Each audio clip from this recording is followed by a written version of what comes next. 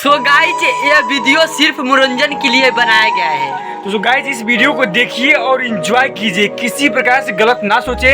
हम लोग सिर्फ मनोरंजन के लिए बनाए हैं, तो आप लोग देखिए, एंजॉय कीजिए और इन भाइयों को सपोर्ट कीजिए, लाइक कीजिए, चैनल पर नए हैं सब्सक्राइब कीजिए और इस वीडियो को ज़्यादा से ज़्यादा शेयर कीजिए। तो गाइज मिलते हैं किसी नेक्स्ट धमाकेदार वीडियो में, तब तक अपना ख्याल रखना। जय हिंद, जय भारत।